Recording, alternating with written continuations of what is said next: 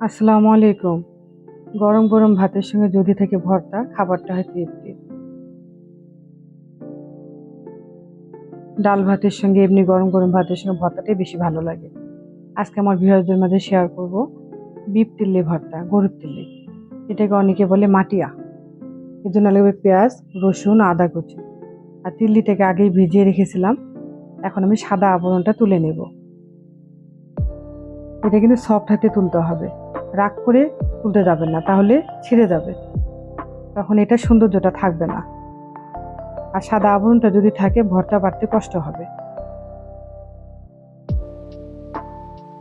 টুকরো টুকরো করে কেটে নিয়েছি, ধুয়ে নেব খুব ভালো করে।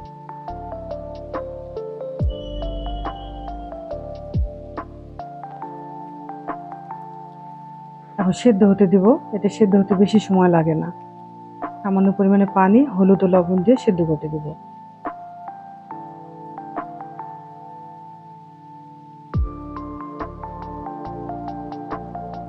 সেদ্ধ হয়ে আসলে একটু সরিষার তেল দিয়ে আরেকটু পোড়া পোড়া করে ভেজে নেব।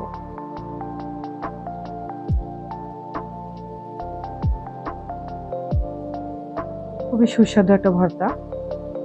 দিব শুকনো মরিচ, ঝালটা আপনারা আপনাদের মতো করে দিবেন। আদা কুচি আর রসুন দেবো একটু বেশি পরিমাণে, এই রেসিপিতে রসুনের ফ্লেভারটা ভাল লাগে। সবশেষে দিব পেঁয়াজ কুচি, আর পেঁয়াজটা একটু মোটা মোটা করে কেটে নিতে হবে।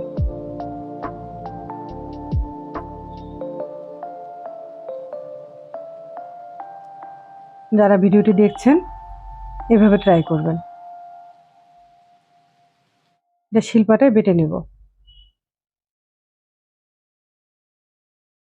একটু লবণ দিয়ে, তাহলে বাটতে সুবিধা হবে। আর এই ভর্তাটা খুব আঠালো হয়ে থাকে, এর জন্য খেতে অত মজা লাগে।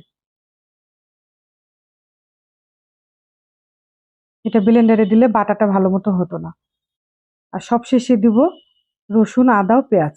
এটা অনেক বেশি বাটা যাবে না, আদা বাটা করে নিতে হবে।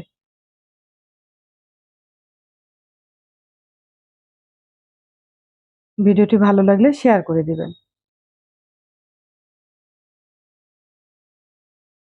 আবার দেখা হবে ইনশাআল্লাহ পরবর্তী কোনো ভিডিও নিয়ে। আল্লাহ হাফেজ।